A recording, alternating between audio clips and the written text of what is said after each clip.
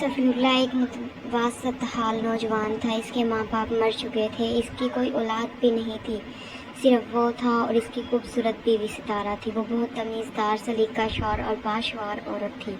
اس کو اپنی خوبرو بیوی سے بہت محبت اور ضرورت سے زیادہ الفت تھی۔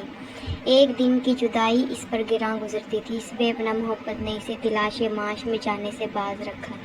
ایک دن اس کی بیوی نے شوہر سے کہا کہ باپ دادا کی دی ہوئی جائیداد کب تک ساتھ دے گی؟ اگر یہی خانہ بدوشی رہی اور یہی دن رات رہا تو ایک دن افلاس و غربت آ کر رہے گی۔ اس کے شوہر نے کہا کہ کیا کرو، تمہاری محبت اور گھر کی جدائی باہر جانے کی اجازت نہیں دیتی۔ دل نہیں چاہتا کہ تم جیسی بھولی اور نوعمر بیوی کو ایسے بڑے گھر میں اکیلا چھوڑ جاؤ۔ اس کی بیوی نے کہا کہ زمانے کا یہی رنگ ہے، جو لوگ گھر میں اکیلے رہتے ہیں وہ کیوں کر تلاش معاش میں خاک چھانتے پھرتے ہیں؟ تمہارا جیسا خیال سب کا ہو تو دنیا بند ہو جائے۔ کسی بھی صورت گھر چھوڑنے کو جوان کا جی نہیں چاہ رہا تھا، لیکن بیوی کی لاکانہ گفتگو پوری طرح اس کے دل میں اتر چکی تھی۔ اس کے چچا نعیم اللہ کانپور میں ملازم تھے۔ تیسرے دن جوان نے سفر کا طے کیا، دوست آشنا سے رخصت ہو لیا اور ایک دن جمعرات کو پیاری بیوی کو روتا ہوا اسٹیشن پہنچا۔ پھر نہیں معلوم کہ کانپور گیا یا کیا ہوا۔ پورے 1 سال ستارہ شوہر کی جدائی میں چلتی رہی۔ اتنے عرصے میں اس نے بڑے صبر و تحمل سے کام لیا، لیکن کب تک؟ عورت جوان تھی اور نفس امارہ تعاقب میں۔ ایک روز نماز عشاء پڑھ کر سوئی، کہا کہ حضرت ابلیس اپنے قاعدے کے مطابق تشریف لائے، بہکانے میں تو آپ کو کمال حاصل ہے۔ بیچاری ستارہ کو طرح طرح سے بہکانا شروع کر دیا۔ الغرض ستارہ کے نفس صالح اور نفس امارہ میں جنگ ہونے لگی۔ ابلیس نے نفس امارہ کی تعریف کی اور نفس صالح کو شکست دے دی۔ اس کے صبر کا پیمانہ لبریز ہو گیا۔ ستارہ کے پڑوس میں ایک بڑھیا رہتی تھی جو دور دور تک مشہور تھی۔ اسی وقت ستارہ نے اپنے ایک ہمراز خادمہ کو بھیج کر بڑھیا کو بلا بھیجا اور خلوت میں لے جا کر دیر تک اس سے کچھ سرگوشی کرتی رہی۔ بڑھیا تو بلانے سے ہی سمجھ گئی تھی کہ کس مقصد کے لیے بلائی گئی ہوں، کیونکہ اس کا پیشہ ہی یہی تھا۔ ستارے نے پردہ حیا اٹھا کر اپنی خواہش بیان کی اور ساتھ یہ بھی کہا کہ جوان قوی ہو، متحمل ہو اور عالی ظرف ہو تاکہ میرے راز کو دوسروں پر افشا نہ کرے۔ بڑھیا نے سر سے پاؤں تک ستارہ کی بلائیں لی، ستارہ کو دعائیں دی اور وعدہ کر کے رخصت ہوئی۔ چلتے ہی چلتے بڑھیا نے راستے میں ایک نوجوان کو تجویز کر لیا اور سیدھے دروازے پر پہنچ کر دستک دی۔ منتظر کھڑی رہی۔ تھوڑی دیر بعد ایک نوجوان دروازہ کھول کر باہر آیا۔ پوچھا، بڑھیا کون ہو؟ بڑھیا نے کہا کہ میں ہوں آپ کی لونڈی۔ جوان نے بڑھیا کی صورت دیکھی اور کہا، آخر تو ہے کون؟ میں نہیں پہچانتا۔ بڑھیا نے کہا، صاحبزادے ذرا اندر چلیے، تنہائی میں عرض کروں گی۔ جوان بڑھیا کو لے کر اندر آ گیا۔ بڑھیا نے نوجوان کو تنہا پا کر پہلے تو جیسے پیشہ وروں کا طریقہ ہوتا ایک طویل تہمت بیان کی۔ تہمت کے بعد ستارے کے حسن و جمال کی بے حد ستائش کی۔ جب دیکھا کہ جوان پر اس کے جادو نے اثر کر لیا تو اس نے اصلی مقصد بیان کیا۔ جوان تھوڑی دیر خاموش رہا اور بولا، بڑھیا میں ضرور تمہارے ساتھ چلوں گا، تمہاری باتوں نے مجھے خوش کر دیا۔ بھلا ایسے موقع کو ہاتھ سے جانے دینا کون سی دانش مندی ہے؟ بڑھیا نوجوان کو مسدہ پا کر اپنے کامیابی پر خوشی سے پھولے نہیں سما رہی تھی۔ جوان اسی وقت کمرے کے اندر داخل ہوا، مٹی کا ایک لوٹا ہاتھ میں لے کر چل کھڑا ہوا۔ بڑھیا بھی اس وقت نوجوان کو لے کر ہنستی کھیلتی آگے آگے چلنے لگی۔ کچھ دور جا کر نوجوان نے بڑھیا سے کہا، مجھے استنجا کی ضرورت محسوس ہو رہی ہے، تم 5 منٹ رکو، میں فارغ ہو کر آتا ہوں۔ پھر اسی جگہ چنانچہ بڑھیا وہیں رکی اور نوجوان لوٹے میں پانی لے کر قریبی کھیت میں چلا گیا۔ جب طہارت سے فارغ ہو کر واپس چلا تو اتفاقاً پتھر سے اسے ٹھوکر لگی، لوٹا ہاتھ سے چھوٹ کر گر پڑا۔ مٹی کا لوٹا تھا، پتھر لگتے چکنا چور ہو گیا۔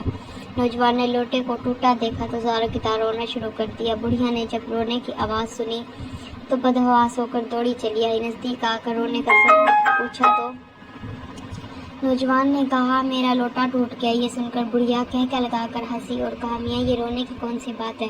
مٹی کا لوٹا تھا، اگر ٹوٹ گیا تو ایسا کون سا بڑا طوفان آ گیا؟ تم میری خاتون کی خدمت میں چلو، اس سے عمدہ لوٹا جس قدر چاہو دلوا دوں گی۔ جوان غضبناک ہو کر بولا، اے احمق بڑھیا، کیا میں نقصان کا خیال کر کے روتا ہوں؟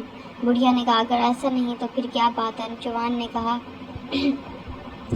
جوان نے ایک زوردار چیخ ماری اور کہا کہ یہ لوٹا 12 سال سے میرے ہمراہ تھا، آج تک اس لوٹے کے سوا کسی کی زی روح اور غیر زیروں نے میری سطر کو نہیں دیکھا، ورنہ یہ تو میں بھی جانتا ہوں کہ بازار سے اچھا لوٹا مل سکتا ہے، مگر افسوس یہ رونا اس عمر کا ہے کہ 12 برس بعد آج دوسرا لوٹا میرے سطر کو دیکھے گا۔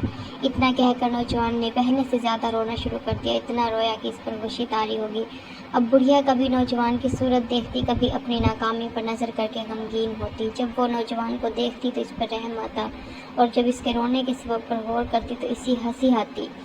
کچھ دیر بعد جوان کو ہوش آیا، طبیعت کو سکون ملا تو بولا، بڑھیا اس وقت تم مجھے کو معاف رکھو، تم جاؤ، اگر کل موقع ملا تو آ جاؤں گا۔ اتنا کہہ کر وہ ایک طرف چلتا بنا اور ناکامی کی تصویر بنی بڑھیا نے دوسری راہ لی۔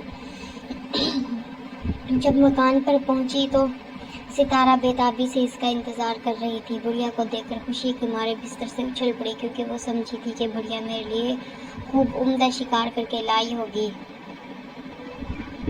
بڑھیا نے کہا کہ صبر کیسے، اس کے ساتھ اطمینان رکھو، کل اس وقت تمہارا مطلب تمہارے پہلو میں ہوگا۔ آج تو میں کامیاب ہو چکی تھی، لیکن کیا کروں، تقدیر نے رہنمائی نہ کی۔ ستارہ نے پوچھا، بتاؤ تو صحیح کیا ہوا تھا؟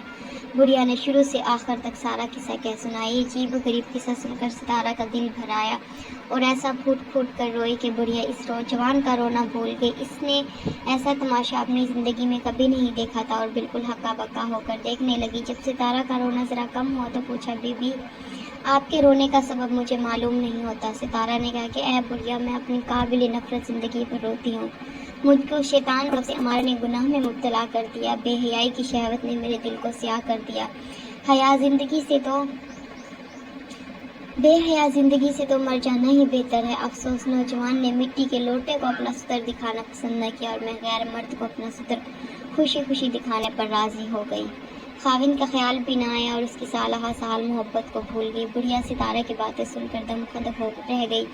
اس پر اثر تقریر نے ایسا مدہوش کر دیا کہ اسی وقت بڑھیا نے ستارہ کے ہاتھ پر توبہ کر لی۔ بڑھیا پاک صاف ہو کر نسوئی توبہ کر کے گھر کو روانہ ہو گئی اور رات بھر دربار الہی میں گڑ گڑا کر دعا التجا کرتی رہی۔ ایک ہفتے کے بعد بڑھیا کے توبہ طائب ہونے کی خبر پورے شہر میں پھیل گئی۔ اللہ تبارک و تعالیٰ کو بھی ان دونوں پر رحم آ گیا۔ اس واقعے کے پورے 1 مہینے بعد ستارہ کا شوہر کچھ مال و دولت کے ساتھ سفر سے واپس آئے اور پاک باز میاں بیوی ہنسی خوشی زندگی بسر کرنے لگے۔